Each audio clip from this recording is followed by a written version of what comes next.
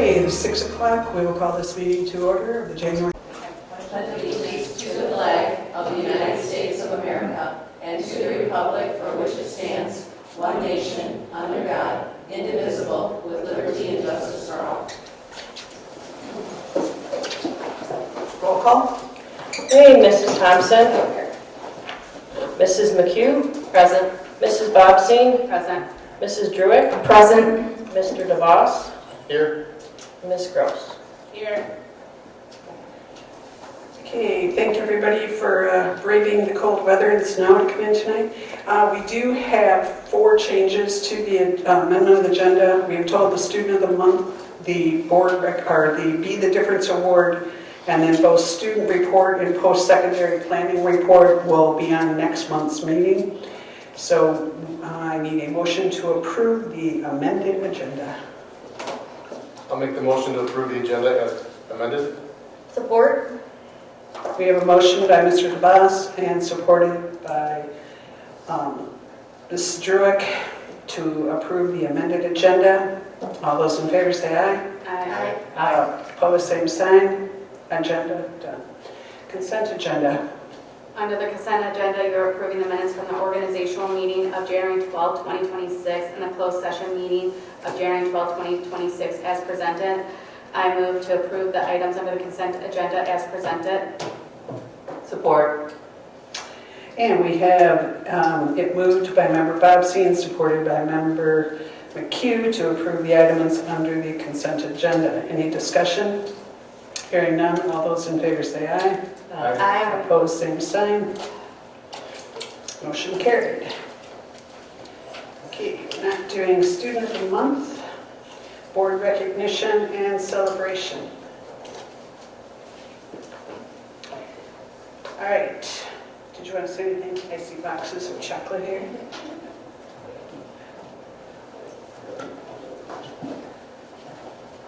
So you see the wonderful posters that the students and the Sunshine Committee worked on putting together for you all. So, and on behalf of the students and the families and the staff, we all just wanted to thank you so much for the time and effort and dedication that you put into supporting this district. And I've just felt so welcomed here, and I feel like it's really special. And I think that's thanks to all of you, the policies that you put in place to help make sure everyone's safe and their learning is supported, and it doesn't go unnoticed. So thank you all very much. Thank you. Thank you. As I was thinking about it today, I also would like to thank each one of you for continuing to be a member of the Memphis Board. It's a pretty thankless job, volunteering of your time, making informed decisions to do what's in best interest of the kids of Memphis School, the staff and students. Your dedication is commendable. We as board members and the superintendent are a team. No one board member has the power to make any changes or decisions on behalf of the district. And I think the 2 candidates that are stepping to the plate tonight will be interviewed to be on the board. But I want to thank all of you for sticking it out, and it hasn't been a lot of fun. So thank you. All right, administrative reports. Who would like to start? Okay, so you probably saw walking in that we have a new addition to the elementary, our brand new custom designed book vending machine. It's brought so many smiles and is such a great way to recognize positive behavior and academic achievement here at Memphis Elementary. Special thank you to Mrs. Doppelier for the purchase and the design, Ms. Gimpert for helping me choose the books, and Mr. Mike for making it possible to get into the building. He didn't think we could do it, and he made it possible, and we're all very excited. So there you see pictured is our first literacy leaders of the trimester, a new recognition that we put in place this year. Friday, January 30th will be our first ever literacy family movie night. 2 movies were chosen based on children's books, Cloudy the Chance of Meatballs and Hard Here's a Who. We'll have literacy resources for families, concessions, raffles for literacy games, copies of the books, and tokens to the book vending machine. Proceeds will go to funding supplemental level books and resources to enhance literacy education here at MES, and we hope to see everyone there. Kindergarten Roundup has been planned for February 26th. Mrs. Doppelier, the teaching team, office staff, and myself have been actively planning and prepping to make it the best one yet, including a pizza dinner, informational goodie bag, and a custom t-shirt. and a book from the book vending machine for every single student. We are getting lots more likes and posts on our kindergarten roundup flyer, thanks to Mrs. Donnelly for boosting that and getting the word out there so we can make it even more successful. Students have been taking their winter NWEA test. They're going to be finishing their testing this week, and other grades will be completing absence makeup testing. Students will earn recognition prizes in their classes, and we'll be highlighting the students with the highest achievement and most growth in each grade level. And we're going to call our students that are buzzing with brilliance. Data will be used to guide win time groupings and instruction to best meet the needs of the students. Progress reports will be going home Wednesday, January 28th. The school store fundraiser kickoff is February 2nd. The teachers share how much they love the supplies and learning materials that are able to get to the classrooms. And the kids love the slap bracelets. I've heard it's like the busiest day in the office of the year. The children just run down and are so excited for those. Can you explain that just a little bit? Sorry? Can you explain that just a little bit more? The fundraiser? Mm-hmm. Yeah. So the students and families, they make a list of emails, and then they're able to donate to the school for it. And then the teachers, they all get money into their accounts, and then they get access to this online store where they can buy books, materials, games, activities, supplemental items. And I went through it, and the teachers get a lot of money into those accounts, and they're able to really get a lot of good things for their classrooms. And then every student that has like 10 emails gets this little animal slap bracelet that they all love and fight over. So. Great, thank you. Mm-hmm. Smiles on Wheels will be coming in to do dental exams for kindergartners on February 2nd. 6th grade has been showing increased responsibility through practicing with their combination locks and transitioning to specials independently. They are also going to be cordially invited to the Valentine's dance at the junior senior high. The 4th through 6th grade teachers, instructional coach, and special education teacher all met to discuss plans for scheduling for next year and have decided to have the 5th and 6th graders transition more frequently between classes than the 4th graders to allow for a gradual progression leading into junior senior high. Drama Club has been meeting twice a week to practice, and they have had the largest amount of student participation this year. 3rd grade teachers are finishing up their building thinking classrooms cohort of professional development and have already begun implementing vertical whiteboard work in their rooms, and that is in Mrs. Short's class. Pictures. 6th grade camp dates have been set, and more information will be coming next week. Earlier this year, the 6th graders had their wreath fundraiser, and February 23rd will start their Bear Claw trash bag fundraiser, both of which help make camp a financial possibility for the students. So thank you families for your donations. Great. Janelle. All right, so we're trying to wrap up first semester, but so we keep putting that off. So hopefully tomorrow we'll be able to wrap up the last 2 exams for first semester with a modified schedule to also start second semester. I've been seeing some great things around the classrooms. There's integer bingo going on. We had marble roller coasters being built in the 8th grade science class. Some really great National Park research and posters, great teaching group collaboration and everything. Mrs. Lazara, our math teacher, has been going to the building thinking classrooms training and has already implemented it. I've been in her class a couple times to see them up and working actively. Thank you to Mr. Walsh, as well as our college advisor, Ms. Lindsay, for sitting in the 8th grade personal finance class. And they asked a bunch of questions of us about adulting and adult finances and adult money and credit cards and student loan debt. And it was a really nice time just to talk with the kids and answer their questions. Our MTSS team met to review some student performance and develop plans for our at-risk students. Staff were busy at their PD reviewing the PSAT and SAT data and making adjustments and targeting skills identified by our MyKit team. We have targeted areas in both English and math that all teachers across all content will be supporting, as well as just math and ELA will be hitting on specifics. Mrs. Gillespie's English classes, 9th, 10th, and 11th graders visited the Zeppelin Holocaust Museum to more deep in their studies of both Diary Man, Frank, and Knight. We have a winter sports pep rally scheduled for this Friday at 10, High Linear Winter Sports, and we've invited our 6th grade friends to come as well, but we're kind of going to see how the rest of this week plays out, if we may need to push that off, because, we need some instruction, we hope.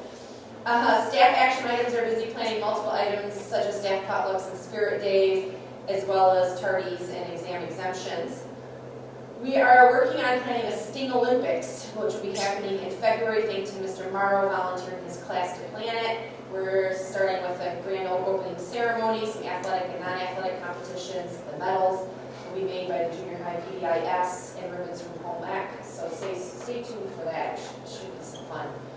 The office is preparing for a March Madness attendance challenge. All 76 classes are going to be pitted against each other to focus on improving attendance over the month of March, and individual days with like no tardy Timbit Tuesday, Thirsty Thursdays with soda, Smarties not tardies, and make it to class on Mondays. So it will be some different prizes for the classes to get to promote attendance and non-tardies. Winter NWEA testing is scheduled for this Wednesday and Thursday. Our goal is no dips from fall testing, and we're working on long endurance testing for that, like the PSIT and step testing. We're working on securing some Dippin' Dots as an incentive for any student that shows no dip. And then STING classes are going to be invited to a chocolate fountain dip party for their high performance.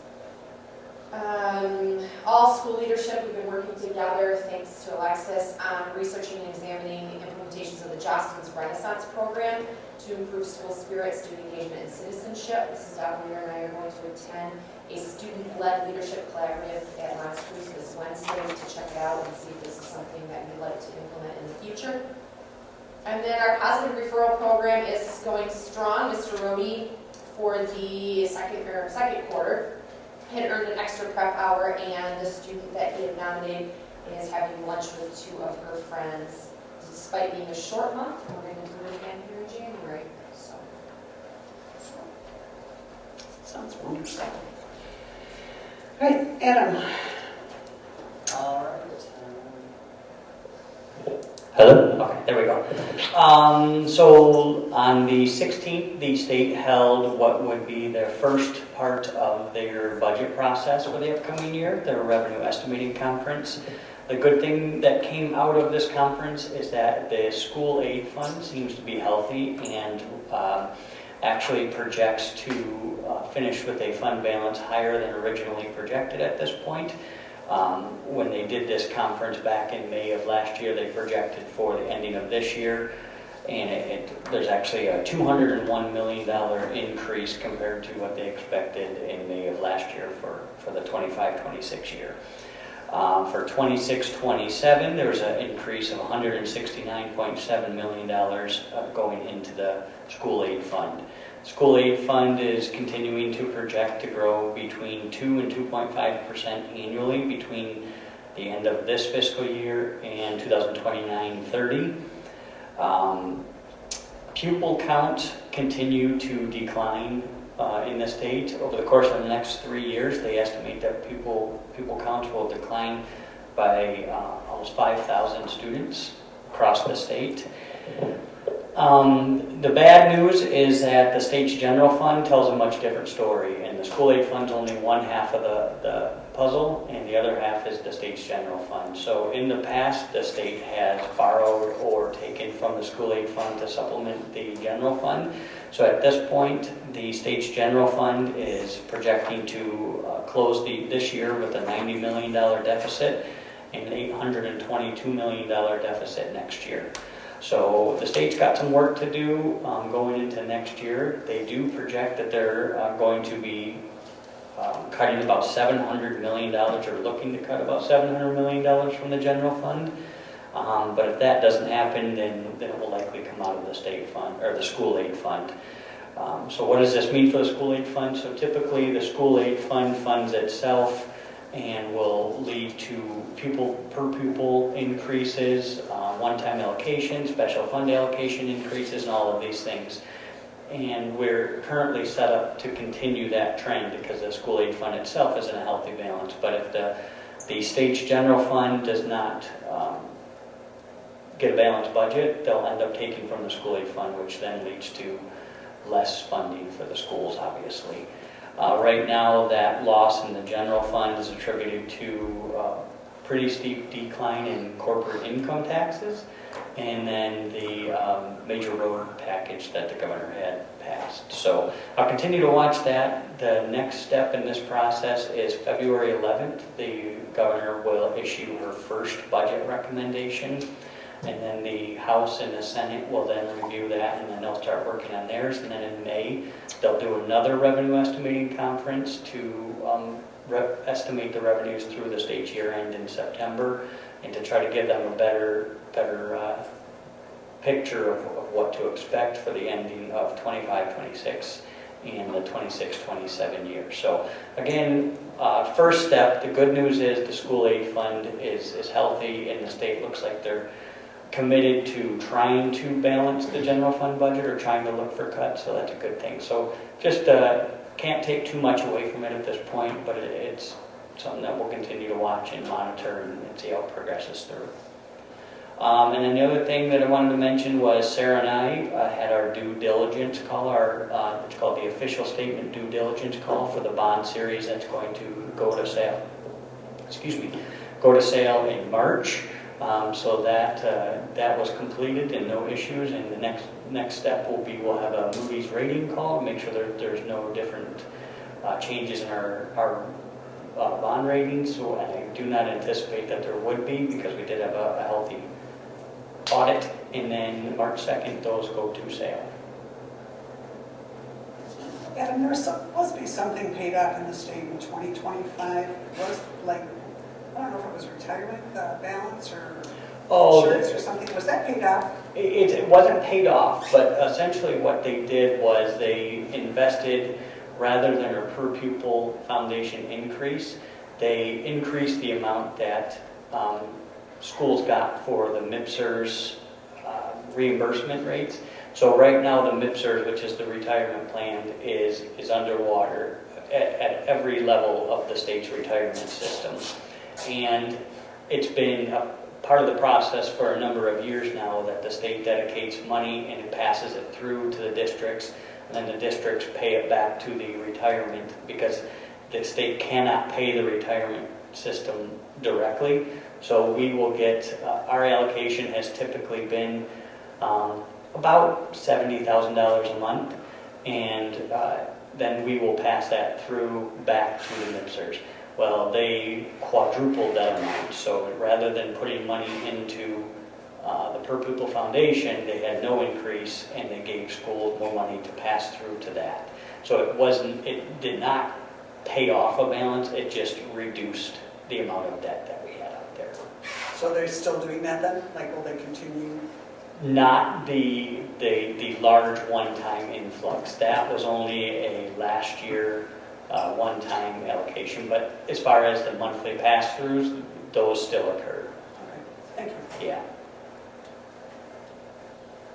Perfect.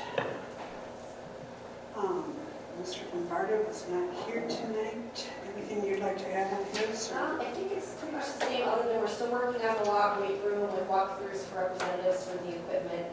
The first drawings didn't come back much to anywhere liking. And then I think he's got some things on here about creating a student athlete leadership council. He's planning to begin that in February. He's looking for 1 to 2 nominations from every varsity coach. They're going to have a curriculum focusing on culture building, performance, and service. And the Big Thumb Conference is hosting a sports health summit on 210 at Mayville. And Memphis is going to be sending a group of students to learn about creating and maintaining safety and wellness of our student athletes. Awesome. Food service, are they going to continue next year with the free lunch for all? I won't know that until, I mean, that was what they had said, they wanted to continue that in perpetuity, but at this point, there's not been any type of budget recommendations out there. That we will see on February 11th, when the governor issues her first recommendation. All right, and Sarah's not here to give updates. Tim, anything that you'd like to give as an update on construction? Well, as you've noticed, I've moved the bleachers to the far side of the field now, so it's started. We will, as soon as we can see the concrete, we're going to remove it. So we're working on it. There's a little bit of frost, so it's going to hold us up a little bit. But as quickly as we can get involved in it, we certainly will. And we're continuing to work on the fire alarm in the high school, and it started pulling wire here in the elementary. When you're off at winter break, which is the 13th through the 17th, fire marshal's coming, and we're hoping the new fire alarm will be approved then and put into service. So that's where we're over there working in this building. We're working on temperature controls yet, and we're probably about 3/4 of the way done, and we anticipate by the end of February we'll have this building completed. So that's where we're at. And as far as the gym, we're waiting for shot drawings for the steel and for the support, structural support. Once we have that, we're going to start to progress on that. Trying to get everything, we're trying to get everybody on the same page so we can do it as safely as possible and not have any issues. Well, that's where we're at. Perfect, thank you. Thank you. All right. Do you have any public comment? No, we don't. Okay, in our packet, you've got the Turn School Law Notes for December 2025. We also have the article about the tech students winning the first place. And I was going to say, we had a student, I was trying to think of his We had name. two, we had Jocelyn Corn and in plumbing, I believe, and then I cannot remember the other one off the top of my head. Yeah, two, yeah, I don't have We it. did a big Facebook post for them, I know that, tomorrow Martin requested it. That's awesome. They do so well. Great program. Okay, we are on to action items. And the big action item we have tonight is a first reading, so it really does not need an action. Everybody has a copy of the board code of conduct and the board operating procedures in front of them. And this would be the time for, if there are to be any changes in the, that you would like as a board or as a group, we discuss them now. Laura will make the changes, redo the whole thing, and then it will go back out for an action meeting at our next meeting. So, open up the discussion. We've all had a chance to look at them.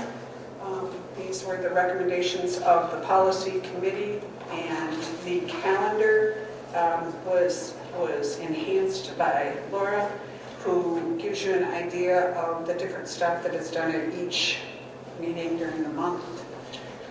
Brenda, anything you'd like to say as part of the policy meeting? About our policy meeting. Well, as part of that, this. I just want to say that, we spent several hours, 2+ hours, 5 different times, I think it was. A lot of, hope you guys can hear me, sorry, thanks, Chris.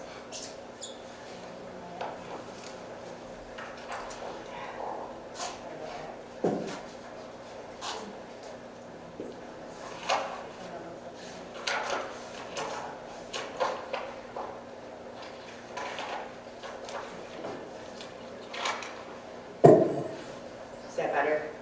Yes, thank you. Well, I appreciate you asking, Nancy. I just think it's important for everybody to know that as a committee, we've put a lot of hours into this policy. I feel like we went over everything in great detail with a lot of conversation, and I think that the team as a whole has done a good job, or the committee as a whole has done a good job of covering everything, but certainly we'd love to hear if anybody else has any suggestions or ideas or something that they would bring to the table. Chris, anything you'd like to add from the committee? No, it's, again, like Linda said, we spent an incredible amount of time looking at this and hashing it out, and I've looked at it now, so I'm kind of curious what the rest of the board's got to feel, or got to say about it. I will add one thing that's been asked, is that if you are not going to be attending a board meeting, that you would call Laura or the administrative assistant by 3 o'clock that day to make sure that we have a quorum being put in. So it would go on the first section 1 is where it says I strive to attend all regularly scheduled board meetings, and we would just add I will call it will not be attending by 3 p.m. the administrative assistant by 3 p.m. on the day of the meeting, just to give her a heads up that you wouldn't be here. What are your thoughts about that? That's fine with me. I know, I think when our other president, before we were supposed to let the president know, but then it's still got to get back to Laura. So to me, if everyone's fine with that, I'm fine with that too. 'Cause Nancy, do you want us to CC on that to you as well, not just to? That's fine. Okay. Yeah, I think the biggest one is that Laura knows if we are going to have a quorum or if we're not going to have a quorum, because I think it's then important to let everybody know if we're not going to have a quorum, that it is there. And Laura, I've got these copies. Are they everybody's attendance? Have they got theirs, or I've got them all? Okay. In talking about attendance, one of the things is the regular attendance. So on another board that I sit on in January, they give you a review of your attendance for the last year. Just each individual person gets it, just as a reminder to, this is what my attendance was.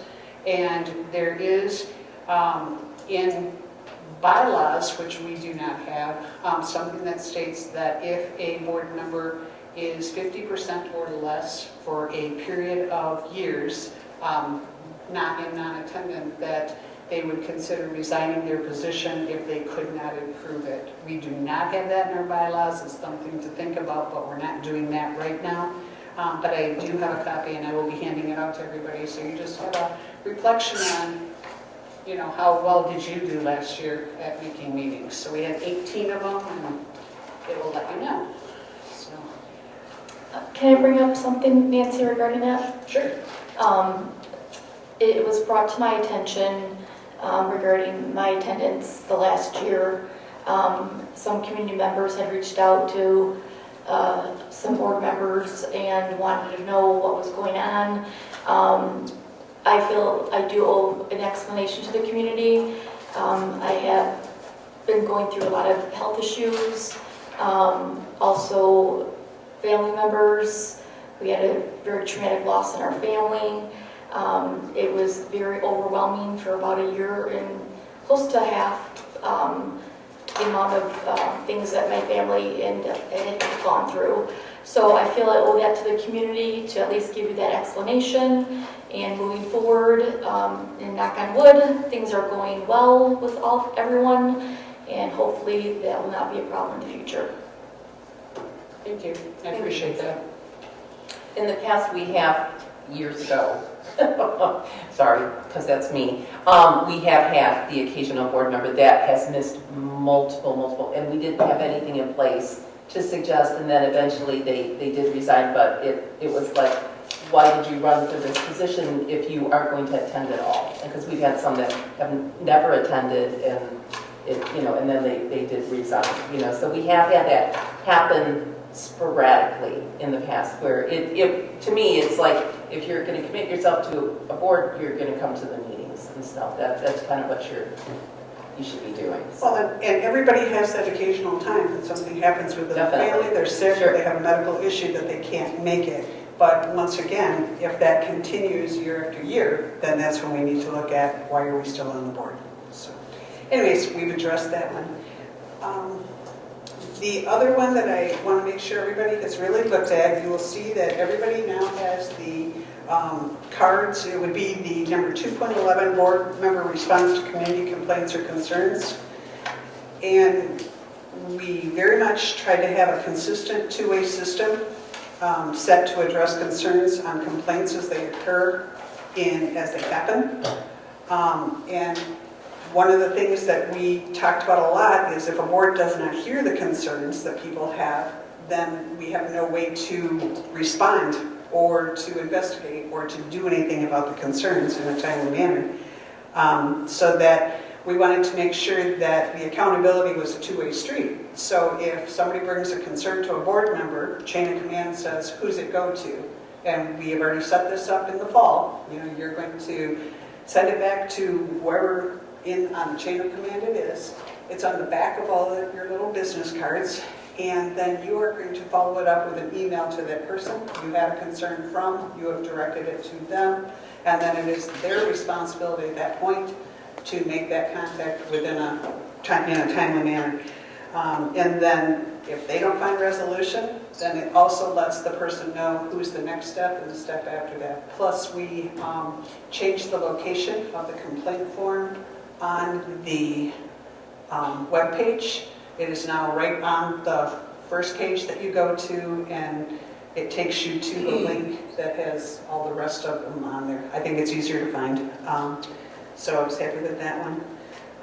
And that it also allows for that paper trail, that we don't get hit with complaints going back 3, 4, and 5 years, which we would never want to stop. If something really needed to be investigated, of course it would be done. But it's so much harder when you're looking at something that occurred 3 years ago, you know, and that's something where this chain of command, hopefully if we all follow it from the top down, it will help a lot. So I don't know if you've read it, if there's anything else you'd like to have in there. Nancy, just to piggyback on the complaint form, I just think that every meeting that we had was the first words out of anyone's mouths, whether it be a board member, a parent, or a teacher, or whoever, you fill out the complaint form. I mean, even to the point where I looked at Sarah and said, I really want you just to walk me around your walls with this. I mean, because like, that's just, and especially I think as board members, we can't be talking to people about this stuff. So the first words out of our mouth need to be, have you filled out the complaint form? Or then we talked about something a little more than that, like go to the first step of the chain of command, Chris, and then if you don't get seek action, then go to the complaint form. Yeah, but again, the complaint form, and like Nancy stated, we made sure that it was easily accessible on the front page of the website. People didn't have to dig for it, but just I wanted to overstate that with what Nancy said, that they need to be filling out complaint forms. And I think the other part too was board members visiting to campus.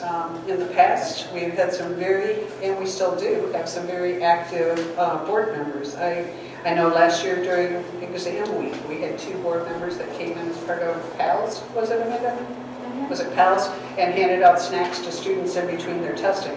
They were not here as board members, they were here as PAL parents doing something. And so it has to go, when you're in the building, you can come to this building, and as long as you're letting the office know you're in the building as a parent doing parent things, then, you know, or if you're in as a coach, you're doing coaches things, and that's in the coach's code of handbook, which is at the athletic director right now. That will be coming soon, but it's not ready. So anyways, so visit the campers is in there.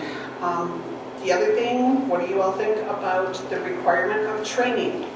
We have not had, other than a meeting with Sarah and reading the school board policies and procedures. That was number 22 at the very beginning. That's what the committee did, but if we sign this, we're all agreeing that, of course, you have to take the superintendent evaluation with MASB, but then also the MSB 100 level classes, open meetings, and parliamentary procedure within the first 18 months of being a board member. And also reading the Becoming a Better Board Member, a Guide to Effective School Board Service by the National School Board Association. Is that too much? Is that expected? I think with a reasonable time frame, I don't think it's too much. I've been through most of these classes. Even having past board experience other places, I still didn't get a good grasp of school boards until I went through a lot of these. So I do think it is important. I would agree with Chris on that. I do feel there needs to be some improvement on the training. When I was appointed, I got a binder handed to me and sat down maybe for like an hour, and I was basically on my own to do research. You know, I obviously reach out for questions and so forth, but I think moving forward, we need to maybe come up with a more solid plan, checklist maybe, and make sure that new board member is getting everything they need to be successful. Do you think that 22, that we were hoping that number 22 was that checklist? You know, that you are reading the school board policies, you're attending, you must do the superintendent evaluation. That's a requirement by law. And then including at least the MASB 100 level classes, which all you need to do is go to Laura to register, the Open Meetings Act one. You know, those that are in there, I mean, it's like we have listed what we expect. So I don't know, when you talk about a checklist, what more than how we could write it differently, or... Well, I think this is written fine. I'm just saying when the individual gets the handbook, maybe a checklist in there for them to kind of go, okay, I've done this, X, Y, and Z, and so forth. In the onboarding meeting? Yes. Okay.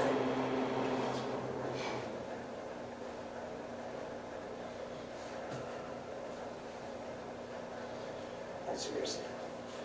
I don't know if it's important to note in here or not, but they are all self-paced online classes, except for the superintendent evaluation. I think that was live, but Right. everything else is self-paced. So I don't want someone to look at it and say, oh my gosh, it's a lot. But you can do it at their own pace. I don't know if that's something that should be in there, or is that just something for the onboarding?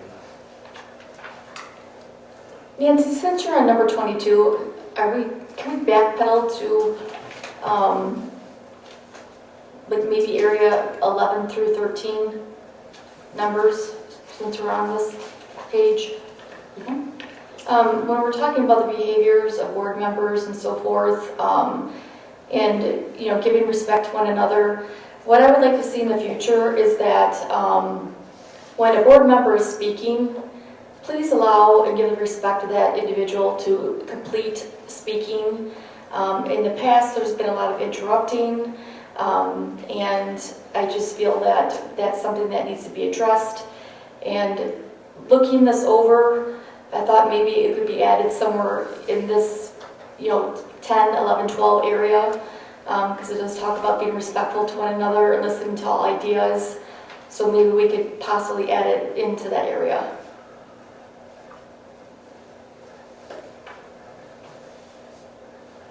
Sure. Okay, anything else?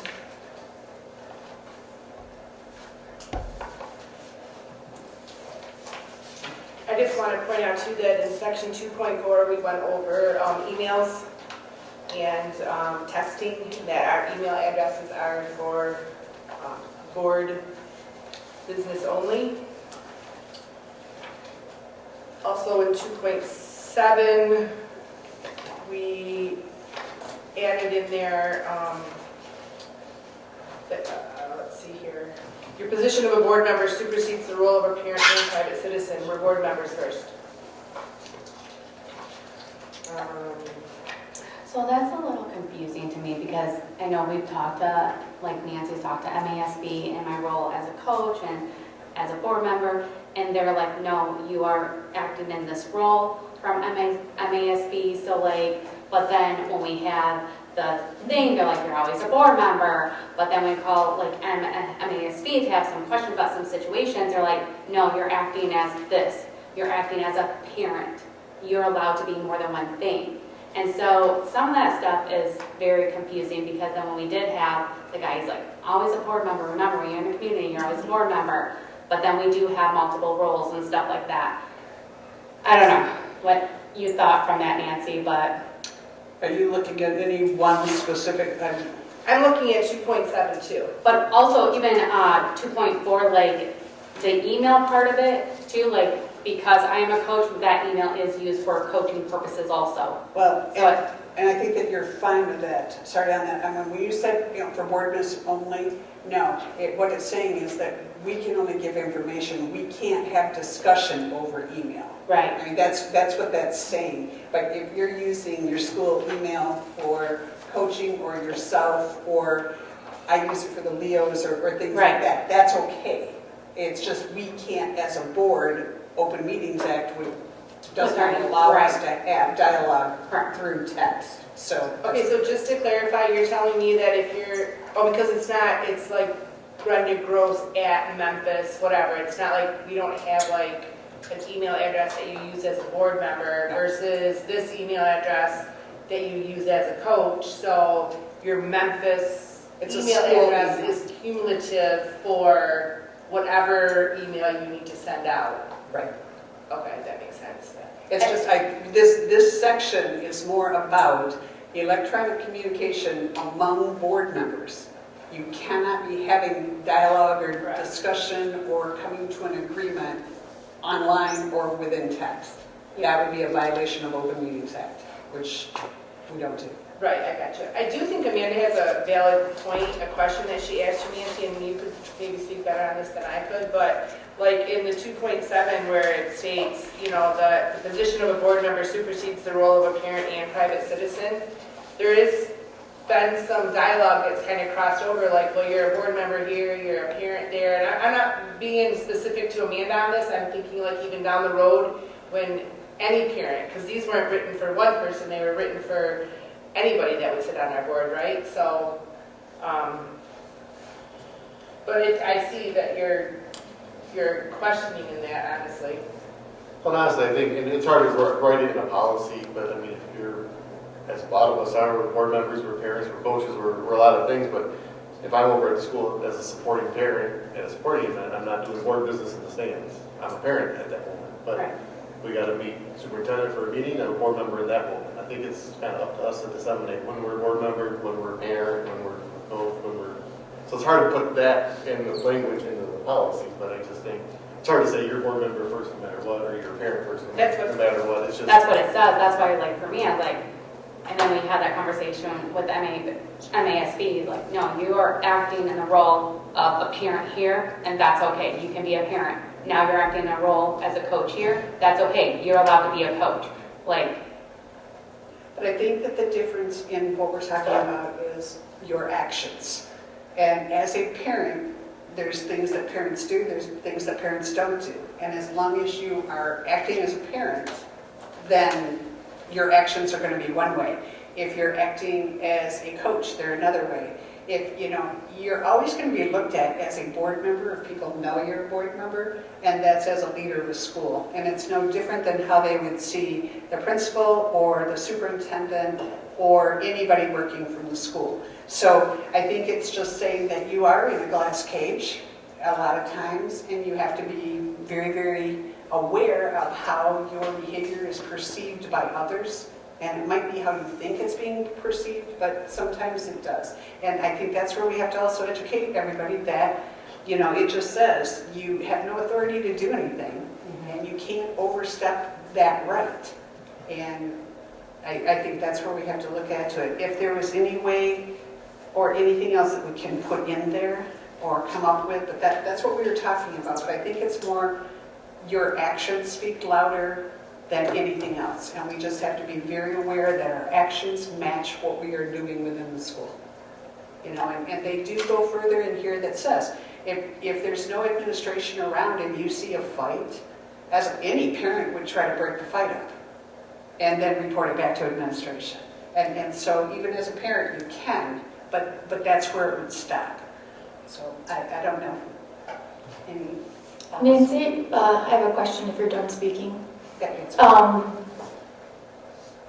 When we had that gentleman come out a few months back from the MASB and stated that, you know, we are board members first and so forth, it was also stated that when you are in the building as a board member, it can be intimidating. And if you are going into that building too often as a board member, it's very much frowned upon. And I'm glad that you guys have come up with, you know, going to the office saying I'm here as a parent versus a board member, as a coach and so forth. But I still want to bring that point up just to reiterate, you know, he did say that, you know, being a board member present quite frequently is frowned upon. but when he was talking about that, he was talking about us going in there doing like board business. Like, going in, with shadowing and stuff like that. The thing is going in there as a board member, not just being in the board. Well, yeah, but that's, I guess, what I mean. You know, being a board member in general, you're obviously going there to do some activity, but you shouldn't be going into classrooms. You should not be intimidating anybody and so If you don't forth. mind me interrupting, just, I think we're getting kind of in the weeds here a little bit, and what I do want to say is, correct me if I'm wrong, Nancy and Chris, because we all sat on this committee, that you go in, you sign in as, like if Brenda Gross, right? I'm going to go in, I'm going to be a third grade helper, whatever I'm going to be. So you go in there and you're a third grade helper, and while I'm there, I'm not talking about anything related to the board. And I think it's important to note, and it's also in here, that no individual board member has the authority, they can't use our position as a pressure to say, well, do you know who I am? I mean, those kinds of things we can't say, we can't intimidate, we can't try to influence others. We are there just to pass out cupcakes or whatever, and as long as you don't mention anything about being on the board, about any of your position of what you do on the board, nothing about the board, you're literally just wearing that parent hat while you're there, then that's, I believe, what Nancy was stating earlier, right, Nancy, about when you sign in, you just wear that hat. You don't bring up any other role that you're there for that day. And in my opinion, I feel like that's what's going to separate, like, the people that are a situation where your role as a board member crosses over your role as a parent. Because you got to be allowed to be a parent. If you got a third grader, you got to be allowed to go in and pass out cupcakes or whatever, even if you're a board member. But when you're there, you're the parent passing out the cupcakes. You don't talk about the board stuff. You don't bring it up. Like, anybody that doesn't know you're on the board isn't going to know you're on the board while you're there. So in my opinion, I think that's what we've come up with to differentiate being a parent in the building versus being a board member in the building. I completely understand what you're saying and what Nancy was saying. I just wanted to reiterate what my perception was when he spoke. And, down the line, is there ever going to be a point where, board members should maybe volunteer 5 times a year? Like, is that something down the road that we ever would plan on doing, so we're not overstepping the boundaries? Because as a board member, I love to volunteer. As a parent, I love to volunteer. I just want to make sure, like, there's an appropriate amount of times I can volunteer as a board member that is not going to cause conflict, okay, conflict of interest. And so, that's just, one of my concerns with that. And then also bouncing back to the emails, we do have members that are, board members are obviously coaches and parents. How would the board like us to use our emails? So if I'm calling or if I'm emailing regarding a concern with my student, I'm in that parent role, should I send then a second email with my board email address addressing a school concern? Or can we combine those topics in one and use the board email or a personal email? It's confusing. I think that it's just trying not to overstep your bounds. And we're all there. You're taking tickets and doing refreshments. It's in a small district. I'm watching a 3rd, 4th grade basketball. Somebody's going to come and say, hey, what's going on with such and such? And that's when you pull out your card and say, I have no idea, but that would be a building principal idea. Why don't you go and talk to them, and I'll let them know you're concerned. It's going to happen. Even if you are here as a parent, stuff is going to happen that you may need to respond as a board member.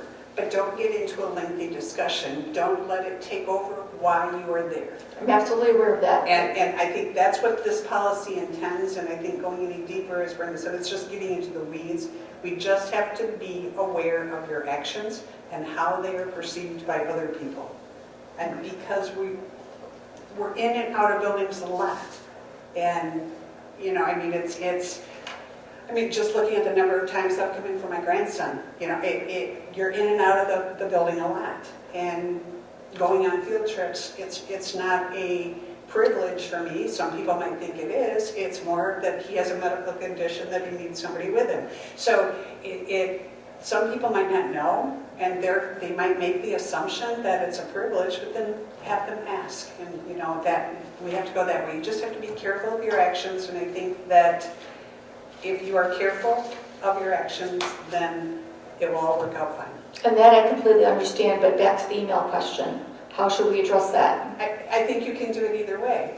As a parent, I'm concerned about this. As a board member, Okay. I'd like to bring it up or Sarah, can you at least know what's going on? Okay, I just wanted clarification, because it can I- get confusing when you're in multiple roles, you know. I think that would be fine. I don't Okay. think it needs to be two different ones. Okay, As a principal, if it's about your student, I prefer it coming from your personal email, just to separate that.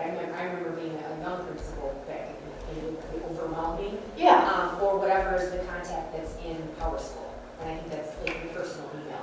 I just think that would delineate for the staff that this is a parent issue. If that makes sense, like.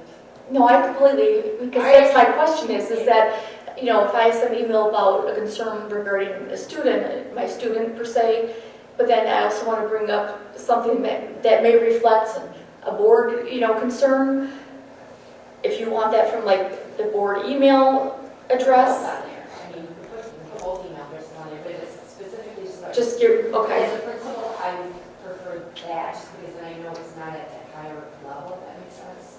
No, I appreciate that, yeah. On my desk, at least, I don't know what else, but. I appreciate you bringing that up too, because honestly, I have to say, I agree with that. I think if it's personal, it comes from your business email, or your personal email, because I don't think there's a single person sitting here that doesn't have a personal email address outside of Memphis K12.org. So if you're sending out a personal email, it should be, and I don't know if we talked about this or not, Nancy, apologize if I didn't say it, but I think it should be from a personal email. I have a work email and a personal email. I don't send things about my personal business from my work email. Maybe that would, you know. All right, those can go back and we'll see. And I think that, Amanda, in answer to your question, and then I think also then whatever, I might give Scott a call and just kind of see how it can be clarified in here. Maybe we can do a better way of clarifying. Okay. Yeah. I actually have a suggestion on it, Nancy, because I was writing it down while everybody, I don't know, this could be changed on the 2.72, where it says the position of a board member supersedes the role of a parent. Maybe it's not the position, maybe it's the behavioral expectations of a board member supersede.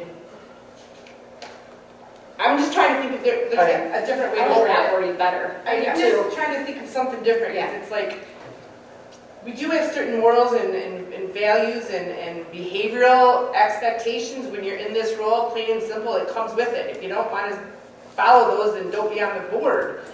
But I think it's more that than necessarily your position. No, I agree.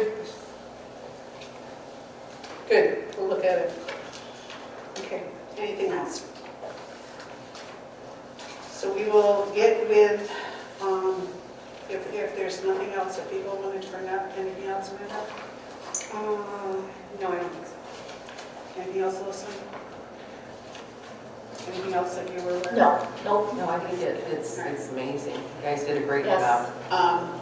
I will try to get some clarification from either Brad or Scott and then send them out. And then we might put it both ways and then we can just decide before voting on it next time. Can I just ask what everybody's opinion or input on the whole email thing? Do you think if it's personal business, it goes to personal email, and if it's school-related business, it goes on a school-related email from a board standpoint? I mean, Well, you should look at what I've always been, I try to follow, I try to keep it as personal, send a personal email. If it's board, it's in board or whatever. But you gotta remember too that anything you send, if it's personal, on a board email, someone could FOIA all of our emails, and now your personal information's out there in the public, or vice versa. And if you don't want that, keep all that separate. It's just a good habit to get into, just wherever you're at, honestly.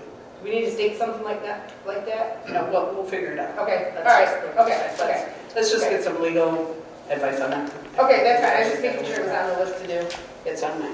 Okay, thanks. All right. So, anything else? All right, hearing nothing. So Laura, you really don't have anything to do on that until we do something. All right. Student rep contact, okay, Leslie was the student rep contact, which was our student reps that come to our meeting. And with her resignation from the board, we need a new person to be the student rep. And this is the person that meets with them. I'm not sure exactly how often she was meeting with them. Do you know? Sometimes it was monthly, sometimes it was every other month, depending on what was know that she communicates reminders to a board meeting, and they were the ones called her today and says, do we have to go to the board meeting? And so it just needs to be a designated person on the board. So is there anyone that would like to assume that role?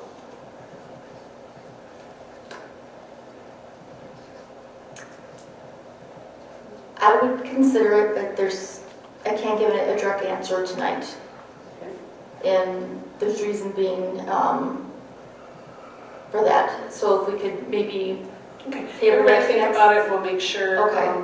Until then, I'm going to tell them to contact me until, yeah, we'll give them mine, I'll tell Leslie. And she might just keep, if I inform her, she might keep it going for another month too. So. Maybe we should put that on the agenda for next month no. Leslie's going to look at it, so, or Lucy's going to look at it, and we'll see if she wants to do it. Is there anyone else interested, or she does not? And if not, by default, guess I'm a student right. So, all right, that's good. Superintendent is not here. Hope she's feeling better. We do have to go into closed session. For those of you, I promise it will not be long. We leave. You don't have to. I promise you it will not be long. So we need a motion to go into closed session. Roll call. I move to go into closed session at 6:56 for the purpose of Board of Education discipline resolution. Support.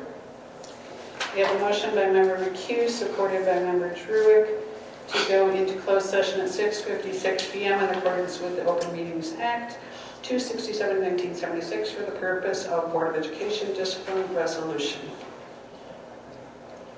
Mrs. Thompson, Yes. Mrs. McHugh, Yes. Mrs. Bobbsey, Yes. Mrs. Druick, Yes. Mr. DeVos, Yes. Ms. Gross. Yes. Right.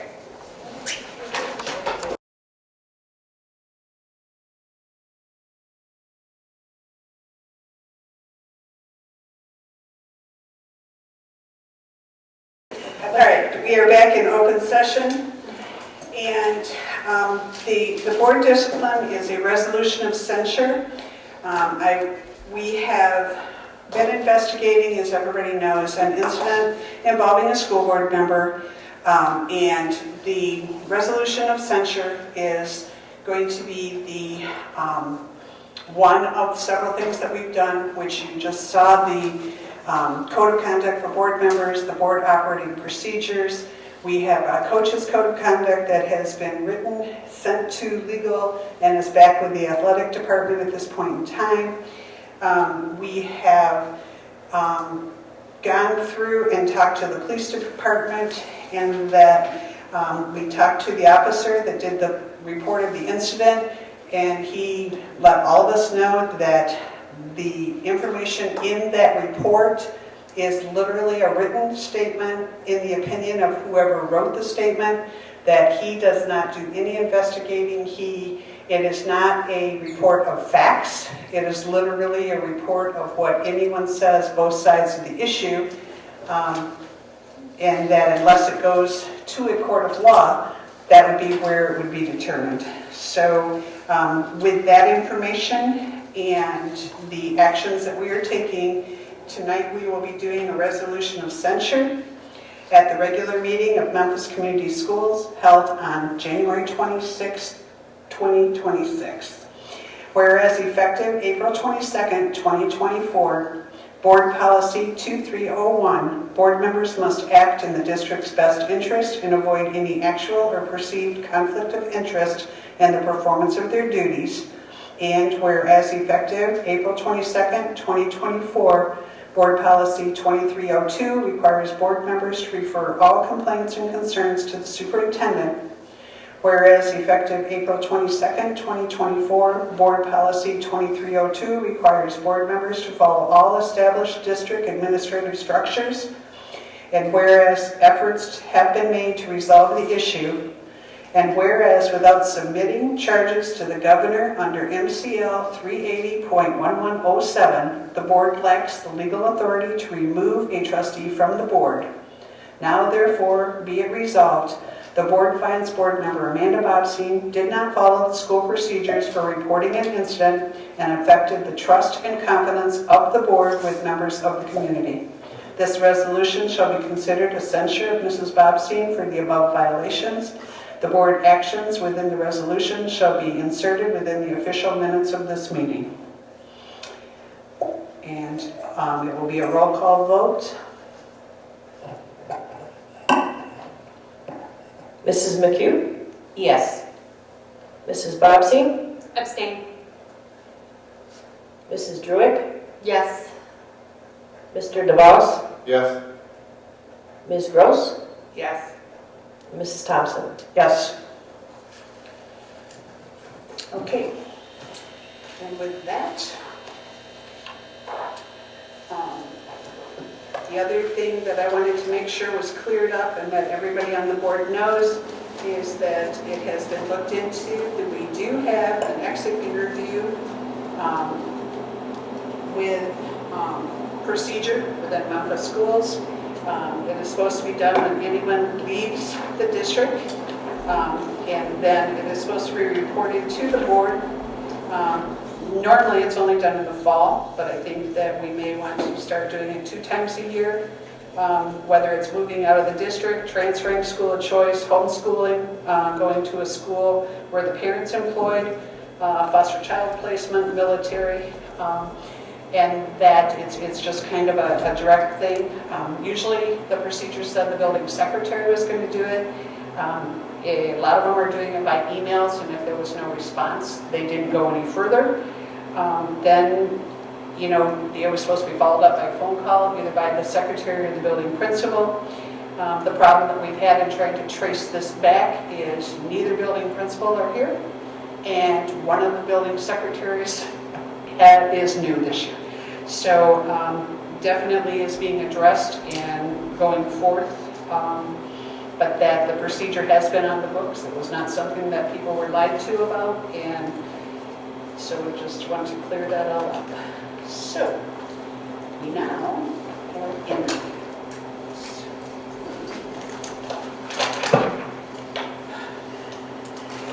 And Tammy, you get the hot seat first. Okay. Your name's first. So, according to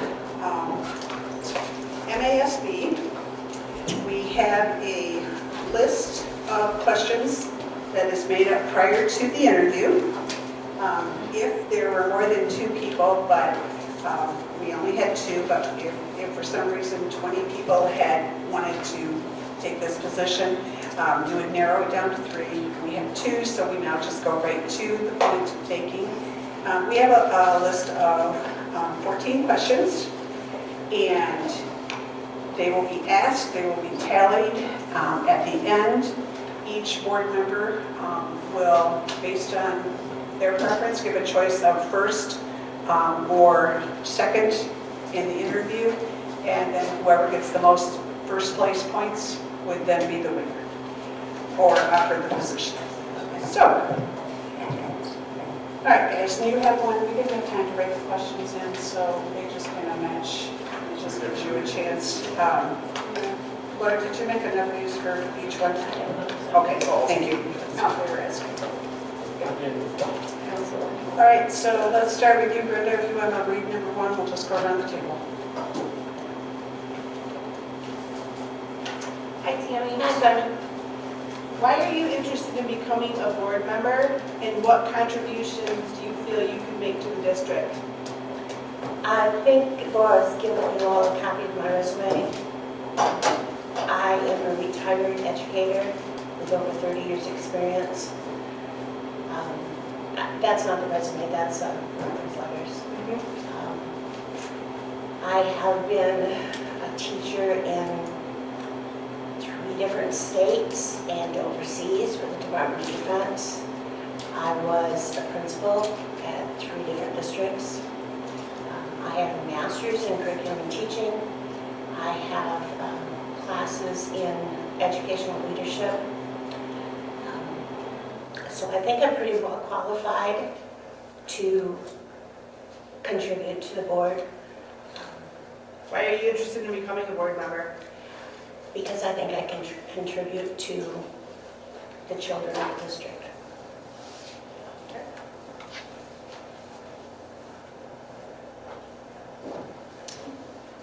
Take two, is that correct? Okay. What do you feel are the biggest challenges facing public education in our district today?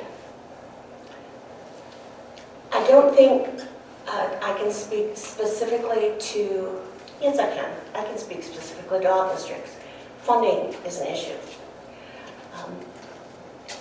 Going along with the funding, as board members and as administrators, even as teachers, you have to think how best to utilize those funds. The flip side of that is to make the district excellent enough in reputation to draw more students in.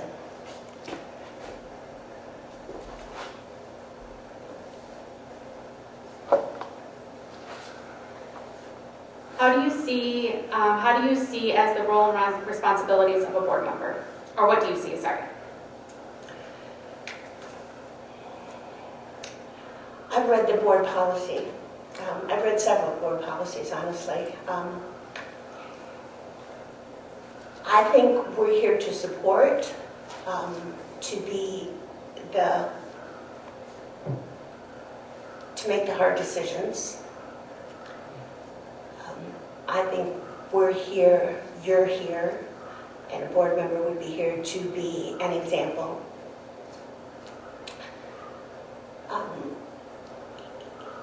I think the goal above all is to improve the educational experience for the students. To do that, you need to support the teachers and the staff.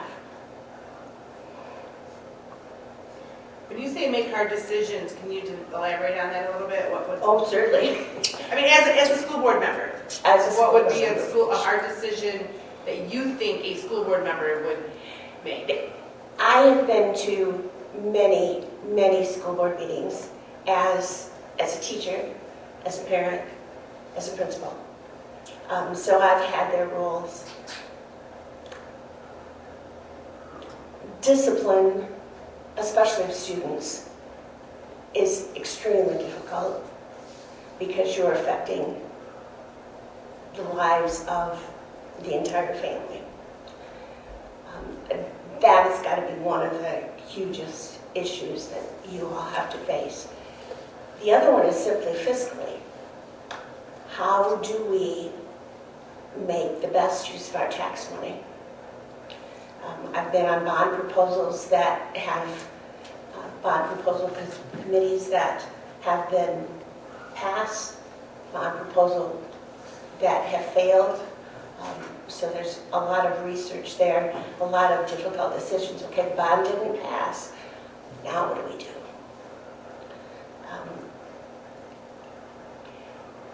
I don't know that I can say one is more important than the other. Those are definitely the top two that come to my mind. Okay, thank you.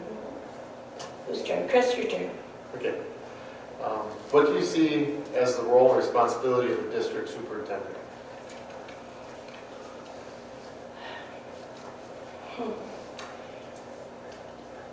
In most cases, the buck stops with her.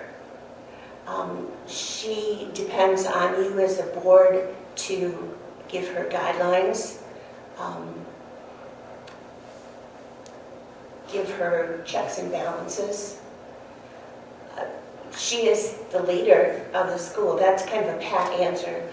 I see her as, with the superintendents I've worked with, in that packet I gave you is a letter of rep from my last superintendent. She's the one that sets the tone for the school, not only fiscally, but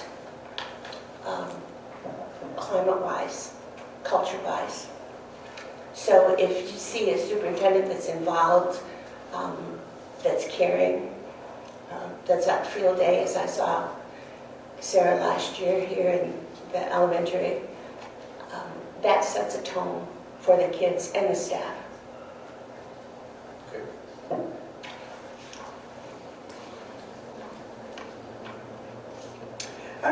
the relationship between the Board of Education and administration and staff.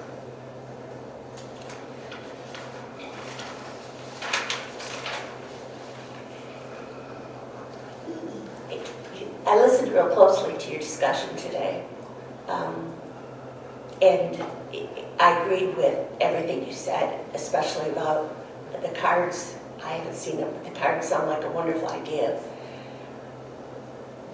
Viewing it from an administrative perspective, I would like to know that the school board as a whole and individually,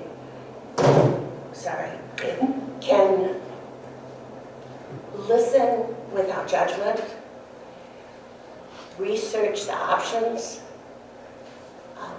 and be supportive of that administrator and staff. I think in a lot of respects, the school board acts as a body of 7 rather than just one individual. But I would like to know that if somebody spoke to me with an issue, that they know that I will listen, not act, but listen, and then take it to where it needs to be so that their concern can be addressed. Thank you.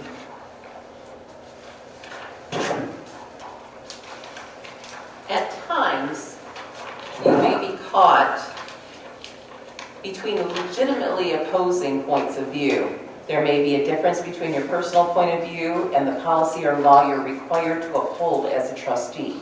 How would you handle this? The law has to supersede.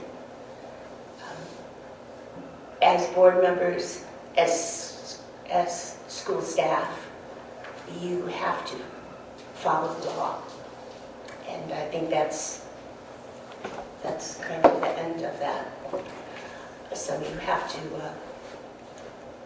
put your personal views aside.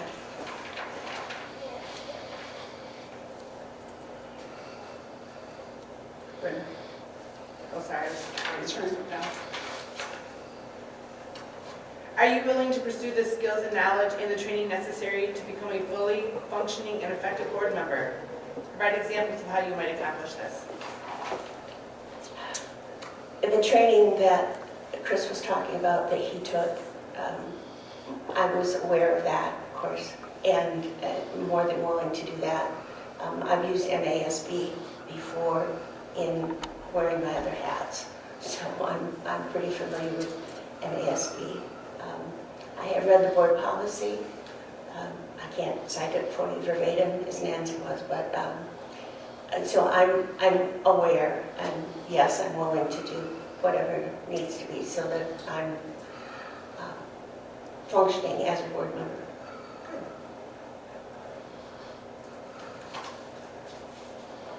As a board member, you'll be asked to make decisions where you must put aside what's best for you, your family, your friends, and the school to do what's best for the students and the district. What does this mean to you? The district as a whole. As an administrator, I did that every day. It was not about me. It's about the students. And you put aside what your beliefs are. You go with the majority, and that's what you have to follow.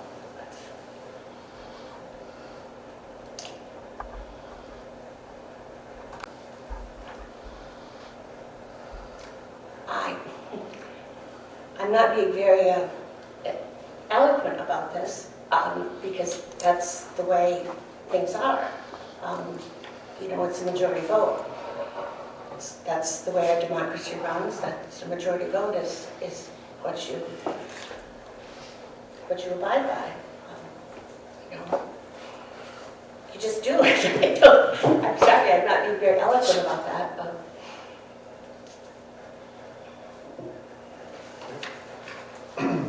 This Describe your response if a parent, friend, or staff member cornered you in the community and asked for your support or action on a specific issue regarding the district.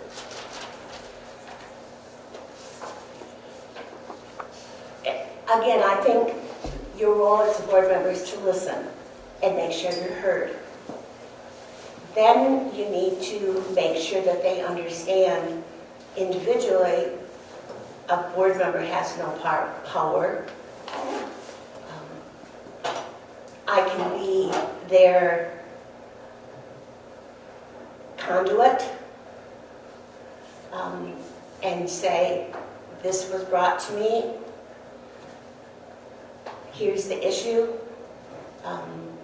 First, of course, you go back to the administrator. But here's the issue, board members, fellow board members, that was brought to me. I told them, go back to the administrator, and if you don't get an answer there. And honestly, my experience with parents when they are very upset about an issue, they've either already gone to the principal, or even if they do go to the principal, they're not going to be happy. They want to go to the boss, which is all of you. So my role in that, Chris, would be simply to be a conduit and say, I think parent A felt this and this and this, and the principal told them this, which didn't make the parent feel any better. So what can or should we do about it?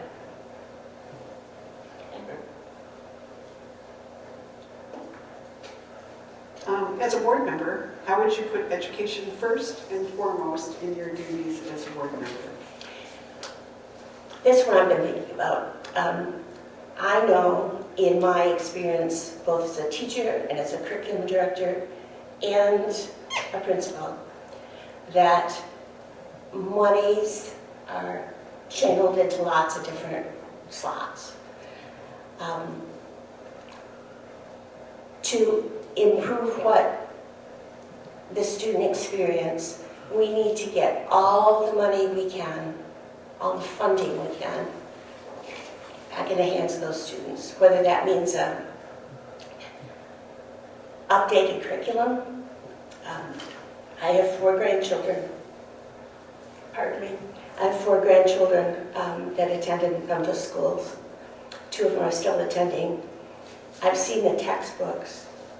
Some of them are abysmal and outdated, and it's so, briefly to answer your question, it's to get as much money as possible into the usable hands of those kids.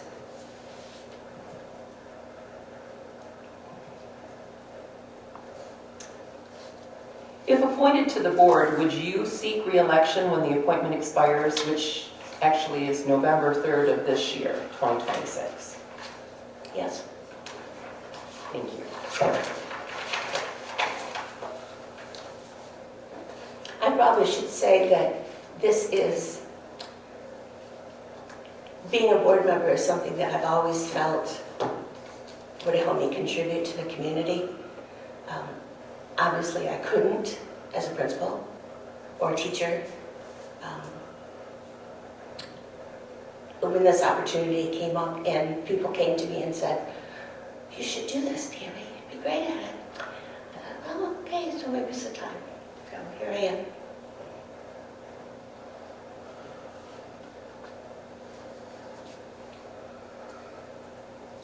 We're not done with 14, are we? No, I'm 2 more.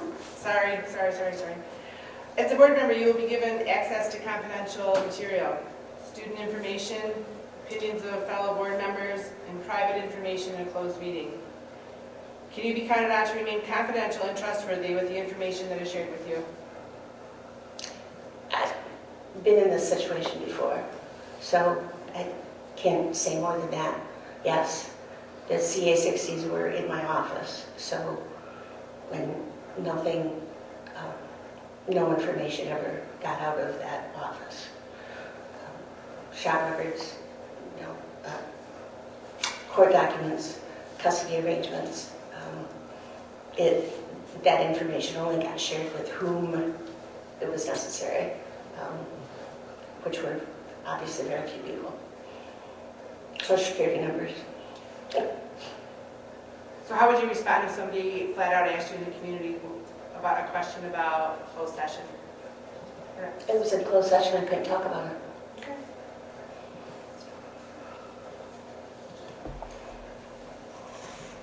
We just filled a board position that was vacant for a long period of time, with no interest from the community to fill it. Why did you decide now was a good time for you to apply for the board position? As I said, I think I was encouraged by other people. Okay. The other part of that was that I have family in this district. My son, daughter-in-law, and my 2 granddaughters are here. I wanted to be sure that they were okay with the idea of that. And they were. So, in fact, he brought that idea to me. Oh, here I am. I thought I was all done with the interviews, honestly, after I retired, but oh, here. Tammy, and I'm pretty sure it's been told, but you know that as far as your substituting or being an employee of the district, if you were to be chosen for the board, that you would have to forego any employment by the Absolutely, yes. district. They have told me that. Do you have anything else that you would like to tell us, or any questions for us? I put together that packet for you because I was trying to think of my community involvement and I was afraid I'd forget something. As I was rereading it, I saw that I transposed numbers. It's not a 20, I don't know, whatever it is. It's not a 50. It's a 501c3. C3, yes, so I got that mixed up. So those are my involvements there. I retired in 2016. I needed something else to do, so as you can see, I've been volunteering a lot. I hope, based on your discussion today, that some of those things can still happen for me, because I would miss it a lot. Questions for you. I'm sure if I'm lucky enough to be appointed, I will have lots of questions. I guess the most immediate one is that I'm scheduled to be in the elementary school tomorrow. So do you want me, I need to know when, and if I should contact Will Sub and say I can't make it. I think I know it's a building sub for the people to write IEPs, the teachers to write IEPs. So I don't know when, and please, I'm not rushing you, that's been on my mind. I hate to leave the building uncovered. She would make you pay for it. At the end of the meeting, if you were the one chosen for it, then you would have to call them and say you would be And do that. able to attend That tomorrow. honestly, that's my big question, because I've been losing Unless you people wanted that- to volunteer in the morning until somebody came in, but you would not be able to be paid for Okay, coming in. all right. That's a good, thank you for that, because I was concerned about that, and I know that subs are hard to come by, and I scheduled this one for them quite a while ago. But I also understand your concern that you don't want to leave somebody in harm's way. Well, we've been there, haven't we? So, What's that? We would do the swearing in tonight. Yeah, she Okay. did this one, yeah. do you have any further questions for me? Anything about my volunteer? No, you look like you've been very busy for the past couple of years. I thought I was busy, but you look like you've been very busy also. I was at the farm today, and when Nancy, you asked me if it was cold, it was cold. It was cold. The buckets were frozen, and so thank you all for your thoughtful questions and Nancy, can I- consideration. I just want to clarify something, maybe for her as well. My understanding was that since a substitute is paid through Will Sub, That's incorrect, because you already know what I'm going to say. I thought it was like a separate You payment. cannot be an employee of this district in any way, shape, or form. and Okay, doesn't matter. okay, because I was told differently, that's why I That's just what want I'm to saying. You clarify. can So, volunteer in the classroom, Okay. you can still be a chess club, you just can't get money for it. You Okay. can still do robotics, you just can't get money for it, which are all volunteer to begin with. So the things that you're reading to kindergartners, chess club, robotics, all of those you would still be able to do because they're non-payment. You just can't be employed by the district. I think robotics kids have gone way beyond me anyway, so. Thank you very much. thank you for clarifying that too. Nancy, I have a question actually. Oh, I know. What's that? So I just had a question, I'm just trying to think about the building tomorrow and the teachers that are expected to be able to, and I don't know how easy it is to get stuff. We'll figure it out. We'll take care of it. We'll figure it out. That's not a problem. Real briefly, it's not easy to get a sub. But we'll take care of it. That is not, that's. That wasn't matter your for us question, right I now. actually didn't, okay, I'll just stop there. Thank you. All right. Andrew, welcome. Thank you. You can benefit and know what all the questions are. I do. That's a huge plus. Didn't even think about it until halfway through. I went, oh, that's probably not good. Thanks for having me here today and good evening to all of you guys.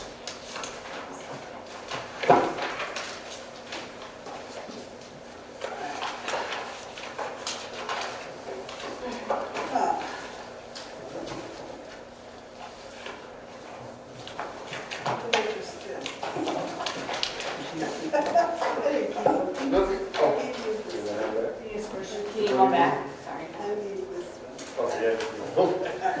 got one. Oh, thank you. Oh, sorry. I know you got one of these too. Yeah. Okay. And Andrew Shear and Brenda, you want to start again?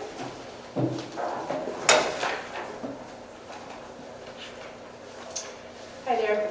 Well, Could you tell us why you're interested in becoming a board member and what contributions you feel that you could make to the school district? well, from what I've seen in the community over the past year, I feel that now is a good time to Yes. offer my experience with leadership and the problems that I see, in my opinions and views is I feel student safety is a big concern of mine, student mental health and well-being, emotional health, well-being are big concerns. With that said, my professional role in leadership and mentorship and the oversight of what I do, I feel I can apply that experience to a board seat. With that said, I have no experience with education or board seat of any kind. So I just would like to try to leverage my own experience with my professional work history to try for a board seat. Okay, thank you. What do you feel are the biggest challenges facing public education in our district today?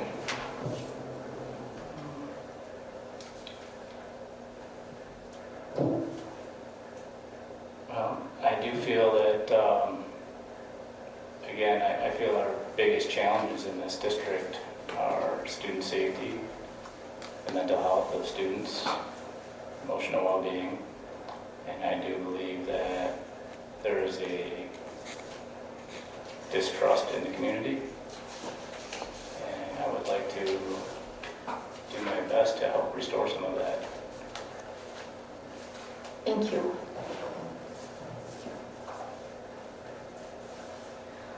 What do you see as the role and responsibilities of a school board member?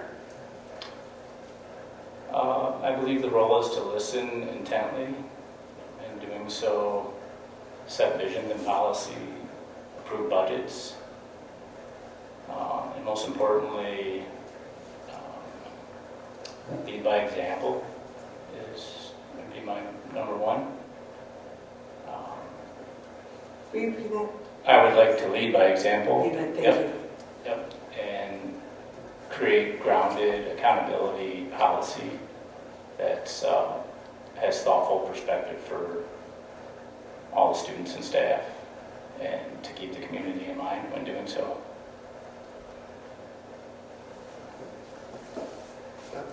What do you see as the role and responsibility of the district superintendent? The superintendent, I think, is responsible for day-to-day operations, running the entire district, and to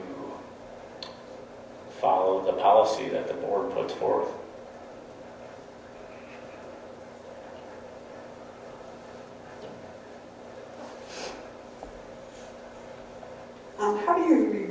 How do you view the relationship between the Board of Education and administration and staff? To me, this type of relationship begins again with a lead by example type relationship, to listen more than you speak. With that said, I think in doing all that, you can create clear boundaries, respectful boundaries.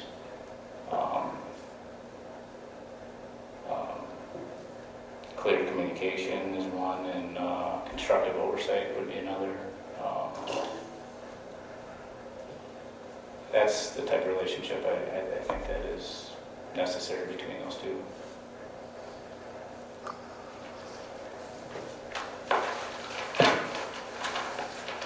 At times, you may be caught between legitimately opposing points of view. There may be a difference between your personal point of view and the policy or law you're required to uphold as a trustee. How would you handle this? So, like you said, I had time to think about these from the previous, but in my current role, we operate under strict regulatory requirements. There are times when my personal opinions don't matter, and compliance and safety standards always will.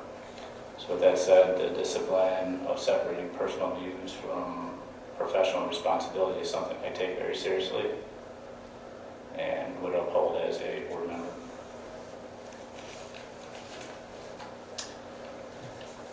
Are you willing to pursue the skills and knowledge and the training necessary to become a fully functioning and effective board member?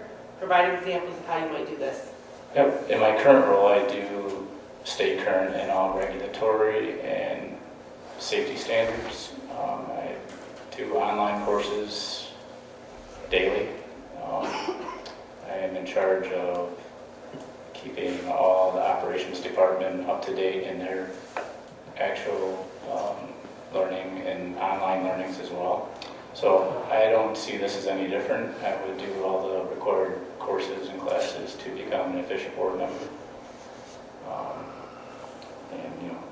And MESB 100, I've heard, if I heard you guys right, that's something I would have to partake and complete all the self-paced online classes. Those are something I would gladly tackle to make this happen.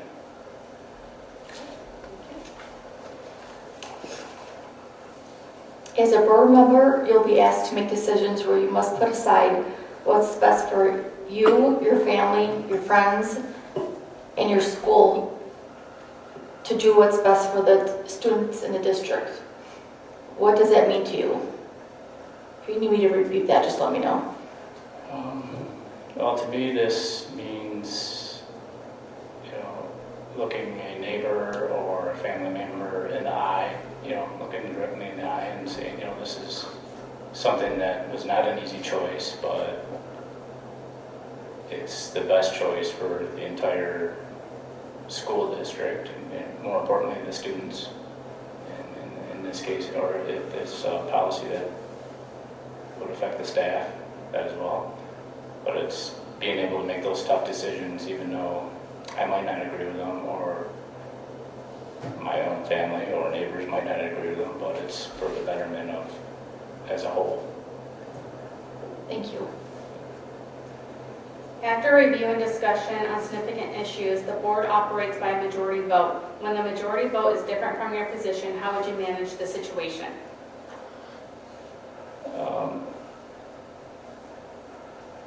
again, I think this one's can be pretty easily answered. As she had previously mentioned, our country is a democracy, and I don't see this as any different. You must follow what the vote lays out, and I think it's fairly straightforward. We operate under the same principles.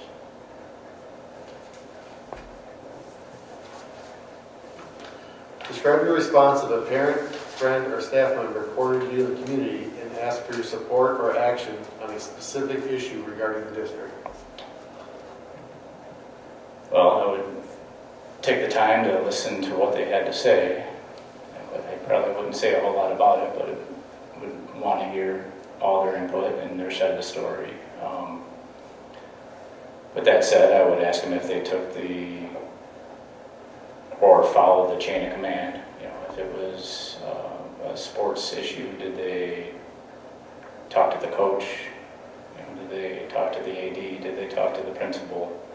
And so on. And if it got up all the way to the superintendent, or what they were telling me, they got up to the superintendent or the board and nothing happened, I would say, did you file a form of complaint? I wouldn't take sides. I would probably listen to what they had to say, be empathetic about it, and basically, ask them if they followed the chain of command. And if they didn't, I would tell them how to do so. Okay. As a board member, how would you put education first and foremost in your duties as a board member? Well, in my professional role, we prioritize mission and outcomes over distractions. Just in the nature of what I do, we can't afford to make mistakes, or else the entire community and the state would know about it. So with that said, I would bring that same discipline to this board. If appointed to the board, would you seek re-election when the appointment expires, which is November 3rd of this year, 2026? That would be something after being on the board. I would have to self-reflect at that time and make sure that I had some type of positive impact on what I was set out to do, and if it affected the community in a positive way, the students in a positive way, the staff in a positive way. I would have to make that decision at that point in time. Okay. As a board member, you will be given access to confidential information, student information, opinions of fellow board members, and private information in a closed meeting. Can you be counted on to remain confidential and trustworthy with the information that is shared with you? Absolutely. I am privy in my professional role to receive a lot of confidential information that citizens do not get to hear or understand, because I don't want to scare anyone. But as far as personal topics, I believe that gossip, it destroys a community and it destroys relationships. So no, you can absolutely count on me to keep things private.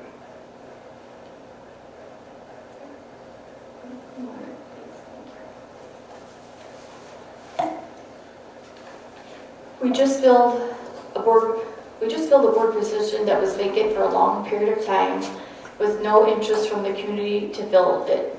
Why did you decide now was a good time for you to apply for a board position? Well, with any major decisions that I make in life, I wanted to make sure that, again, I could have some type of impact.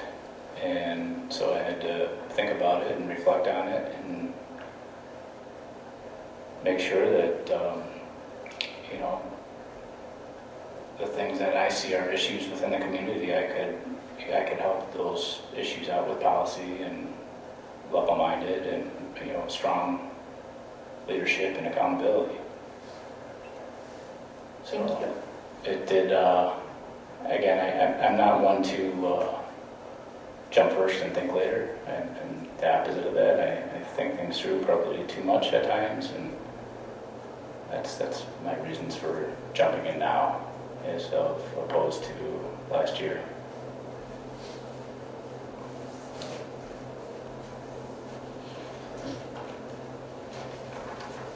All right, thank you. And do you have any questions for us, or are there any other questions on the board for, what about Andrew or Andy? Whatever you guys prefer. And, What do you prefer? Andy is what usually I calls for. Or Andy? Thank you. Any questions for us? No, thanks for listening to me and for my unbiased opinion. All right, any other questions for Andy? All right, thank you. And at this point in time, it is time for discussion. And at the end of discussion, it will, following discussion, each board member will give a list of your first and second choice for the appointment. So this is discussion time. Anybody have any comments? Other than the fact that we have two very good candidates for this school board right now, and opposing, very valuable opposing sides. And you've got one that's in education, you've got one that's in the real world, and it's going to be very good. And let's start with discussion. Chris, anything? I agree that both very good candidates, and yeah, I like the background of everybody. And don't discredit education, it's still real world. You know that. It is real world. Yes, it's all real world. But sometimes I think that education gets lost. Yeah. It's different. Amanda, any for discussion? I think with Tammy, it's very helpful to have someone who has the education experience. I know like with this board and stuff, like just having you, Nancy, and your experience have been very beneficial and stuff like that to get that. But then knowing Andy for a long time, he's also a person who he does listen first and takes time and stuff like that to hear things out also. And that's a good value, like person to have on the board too.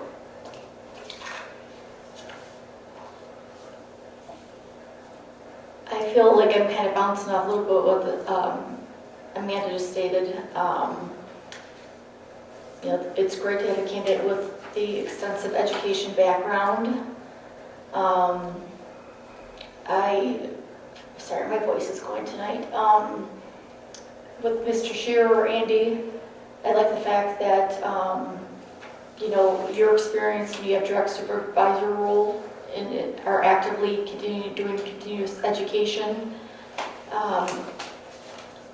One thing I felt was very important with Mr. Shearer's answers were consistency in most of the answers on the mental health and safety well-being of our students.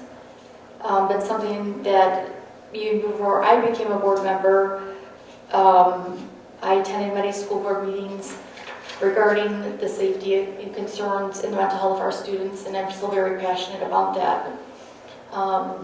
So that's one thing I would like to say about Mr. Shearer.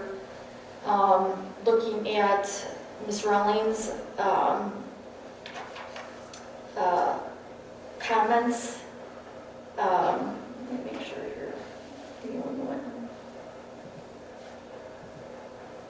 Again, her great background with education,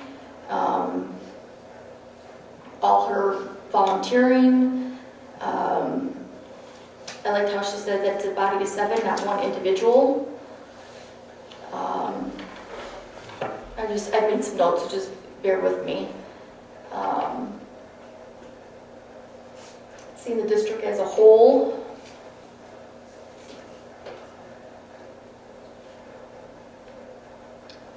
And I was trying to make notes, apologize. And one thing, reflecting back to Mr. Shear, I really did like his use of words of the chain of command. That is extremely important, and I feel that should be pointed out that is extremely important along with the lose my train of thought here. Can you read my own notes?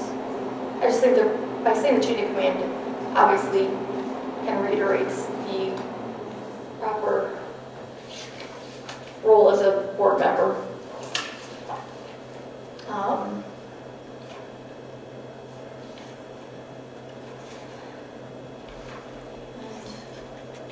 That's all I can think of as of right now. I'm still trying to review this a little bit. It kind of went fast before I didn't make notes, so I do apologize.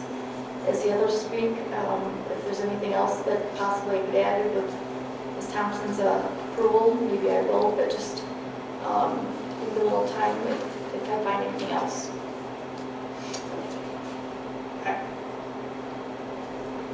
I think you both did a great job answering the questions, honestly. I did. I thought you were both truthful and honest about, what the role entails, because really you don't know exactly what it entails. You're just kind of shooting at the hip a little bit. I relate to that because I did not know exactly what all this entailed before I sat this chair either, and I too was an educator. So, yeah, so I just appreciate you guys' interest. To be honest with you, both of you, I appreciate your interest and taking the time to come out and, just willing to step up, because that's kind of where it's at. People need to be part of stuff. People just need to be part of stuff. A lot of people have a lot of things to say, but they don't want to step up. So, I just appreciate you guys stepping up, and it's really, not one over the other. It's just probably going to come down to a close few things. Probably like whether or not Chris can handle being the only man on the board. You might be at a little disadvantage with that, just saying, because we're a little gender biased up here. Just kidding. Just kidding. But anyways, yeah, so just thanks. Just thanks to both of you. No comment, Chris? None. Just trying to add a little humor. It's getting late in the evening, I think just a couple of them, Tammy, two things. The fact that you've been on bond committees before where we're recommending those bonds is beneficial. And then I like your response, listen without judgment, show support to administration and staff. However, I'm going to coin a couple of your phrases, Andy, like prioritize the mission and don't let outcomes be a distraction, or outcomes over distractions, and gossip destroys a community. Because I think you're right, those things right now might have been overlooked, or being distracted from our mission. So that's there. So, anything, Karen? I just wish we had 2 board positions to fill. I agree. Because I think you're both great candidates. And I think you both bring to the table what we could use, and so it is going to be a tough decision. Any other discussion? When you are ready for voting.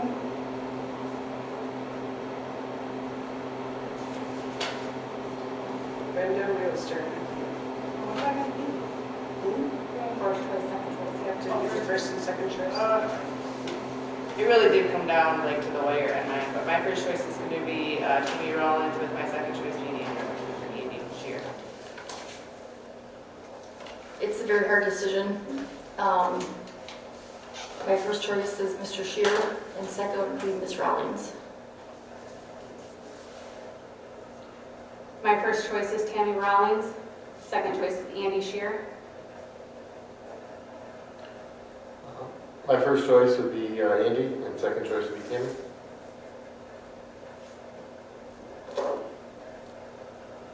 Karen? My first choice would be Andy, and my second choice would be Tammy.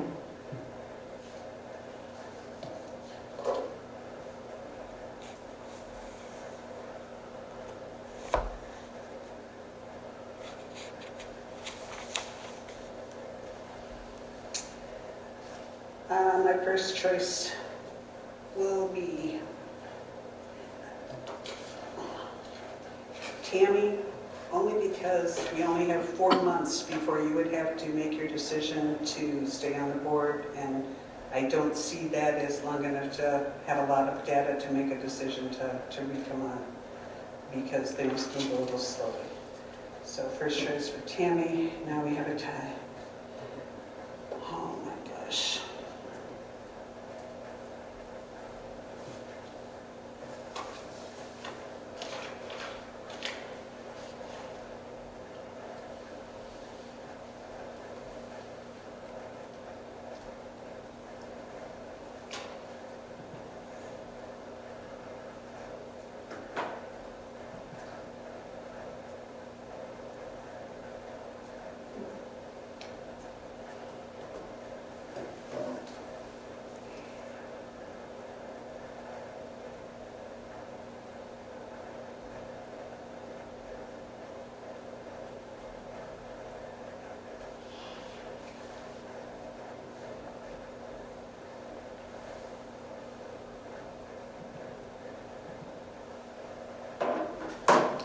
Let's see. I think I have to break the tie, don't I? I think so.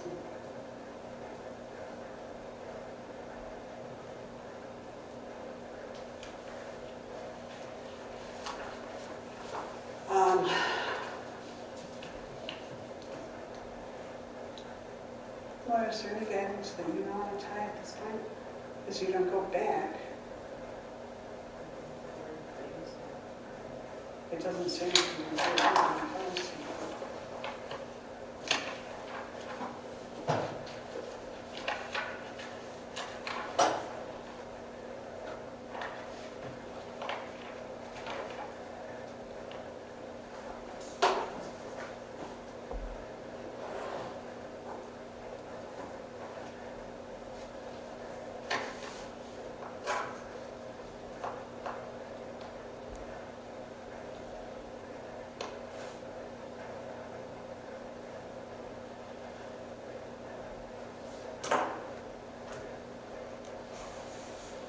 I'm not finding anything under the legislation either. What's that? Because I'm not finding anything under the legislation. No, I think I have to break the tie.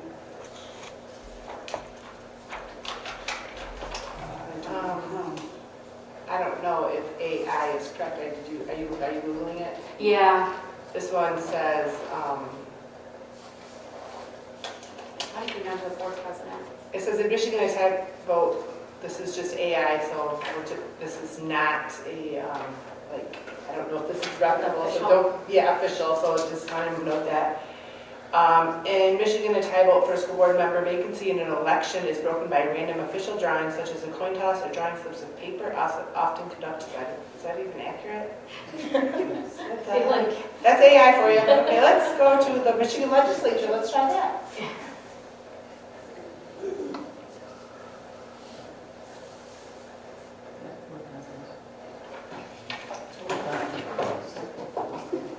That's what happens when you don't proofread the very first thing that pops up, you just start reading it.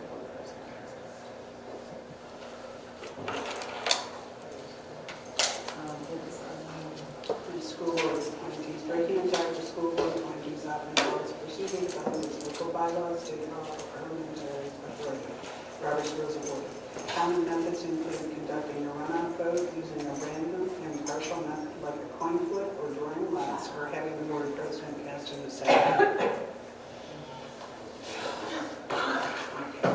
Robert's rule is a coin flip. Or having board president cast a deciding vote. Yeah, I thought it was board president. Yeah.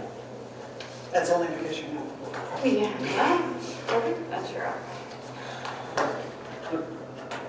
It says here. Andy, can I ask, what are you looking for in a 4-month period of time?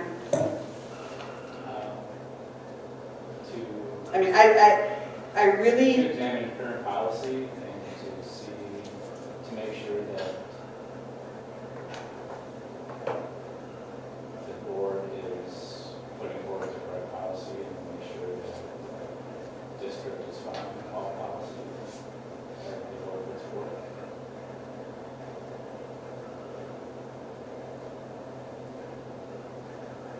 You can tell me if this question is not admissible, okay? Like, is there like a certain policy that you think as a board we haven't either set or Just like- followed through on? Just as you said, you didn't know quite all the details before you had the board seat. I have suspicions of things that I think are, or I have things that I think are important to me that the truth is yet to be known, you know, and I would like to be able to read and go through policy and make judgment calls and examine it the same way as all of you. Okay, can you elaborate on that a little to give us some more detail? Because I'm just going to be completely candid with you at this point, sitting here listening to what you're saying.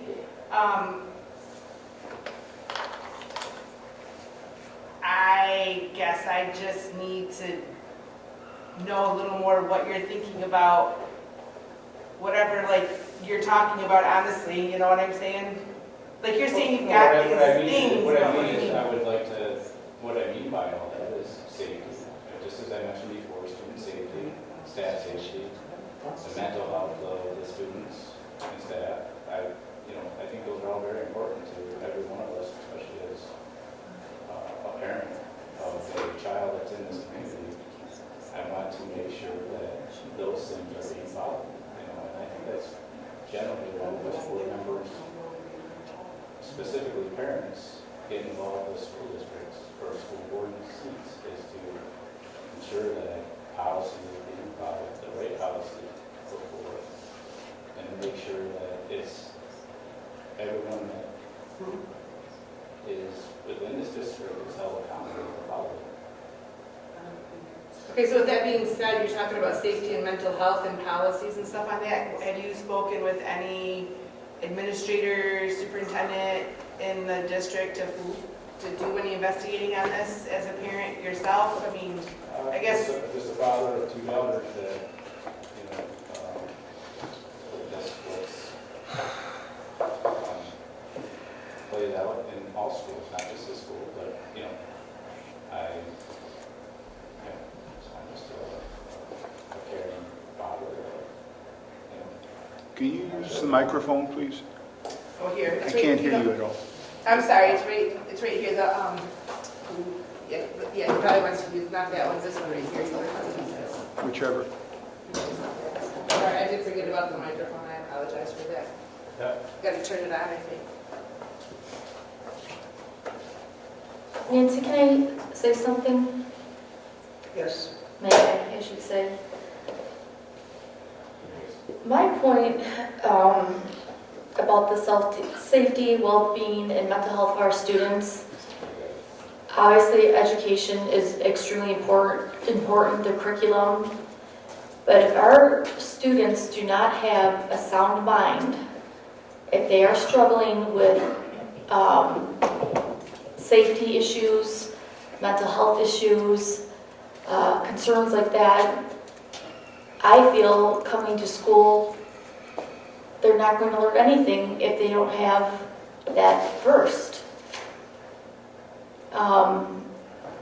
We need to make sure our students are safe, but if they're not in an appropriate mental state, a teacher can teach them until they turn blue in the face, and they're not going to absorb anything because of their mental health not being stable or being addressed appropriately, and statistics show currently that the self-harm of students since the pandemic has grown over 300% since the pandemic. So that is very concerning for me with the Okay, I think we're, yes, you're right, and it is there, and I think that that's one of the reasons why a lot more funding has come in, why we have more counselors on staff, and why, we are doing it there. It's also an issue that always has to be put right up there in education. Exactly. They kind of go hand in hand. All right.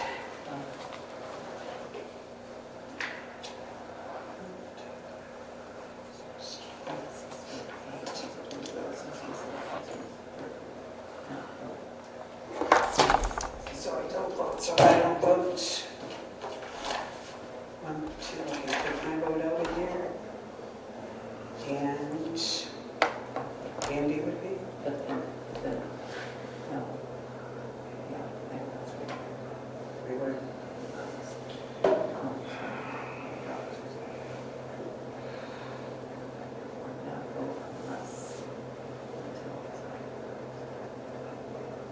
So I'm not voting. Right? We have 5, and there's 3. Right, if that's the case, then Andy, you are the new partner. Welcome. Tammy? She's not supposed to vote. She's not supposed to vote? No, but I don't Robert's rules of order, no, Unless it was a tiebreaker. unless it was a, she I would don't be the know. tiebreaker. So it's not a tie. Tammy, I thank you for coming in. all for your consideration. Appreciate it. And I hope that if there is an open position, you will always take a chance on running or come back or whatever, because I think you would make also, both of you, I think will make wonderful board members. Laura, when you apply for your affidavit for running for office, what month is it? July. I thought it was- Middle of July.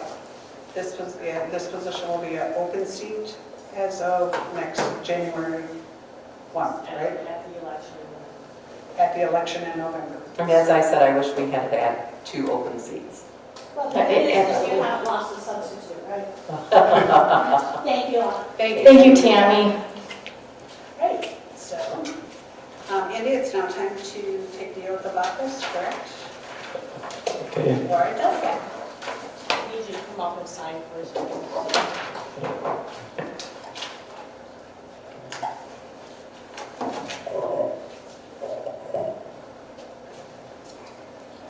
As far as accepting oath of office, accepting office, this is the oversight district.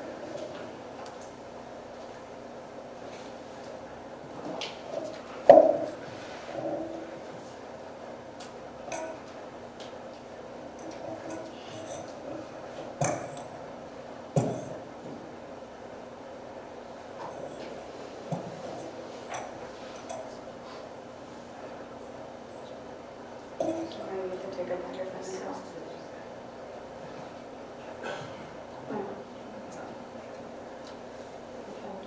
Yeah, I haven't done that really yet.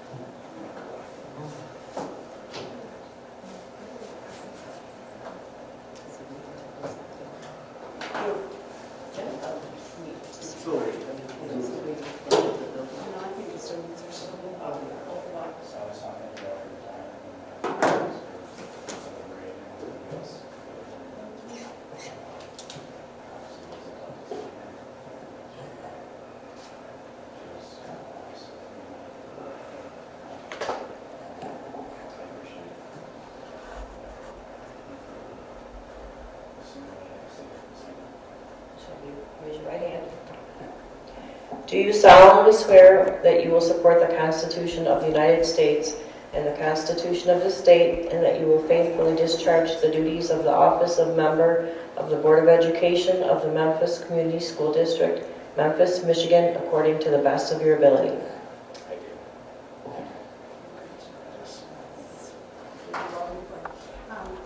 Sarah and I will meet with you again, which is probably ongoing, and it's just going to be academic information, files, and different stuff like that in it.